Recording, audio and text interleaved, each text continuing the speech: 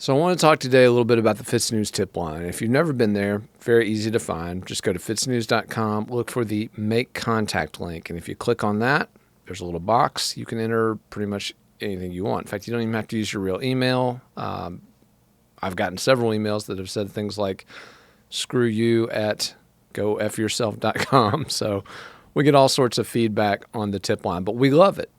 We love it because, again, that's kind of what we're in the business of, is taking information from the public, trying to make sense of it, trying to verify it, document it, and then bring that perspective back to our readers. But I love the tip line because it is very much the first line of defense when you look at a lot of these corrupt local governments, statewide agencies, politicians at the local or state level. People are pinging us all the time about what they're up to, and most of the time it's not good.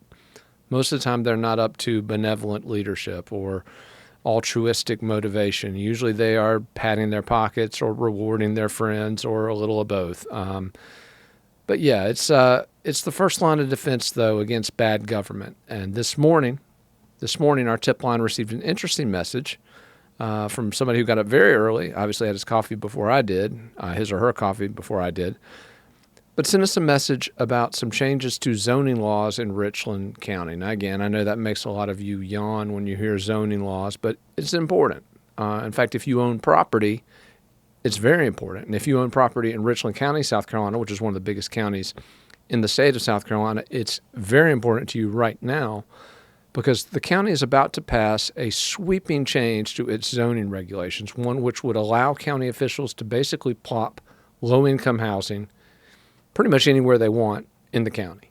So if you're a property owner, if you're buying a house in Richland County, if you own a house in Richland County, this is something you need to keep a close eye on. And this tip came in, and so what I did, I do what I always do. I try to verify it. I go to sources who would know about the information, and sure enough, reached out to a sitting county councilman who this morning verified that, yeah, that source is correct. What they said was happening is exactly what's happening. So we've got a story up today that details that process, those new zoning regulations, that discusses how they could impact the people of Richland County and surrounding areas.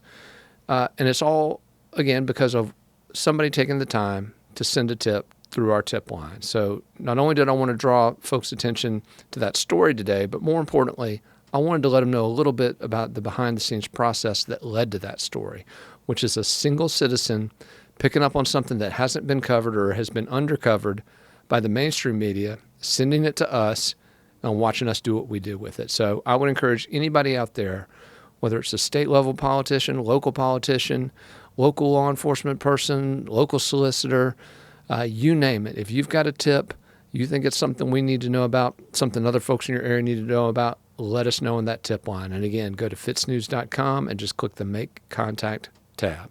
Thanks.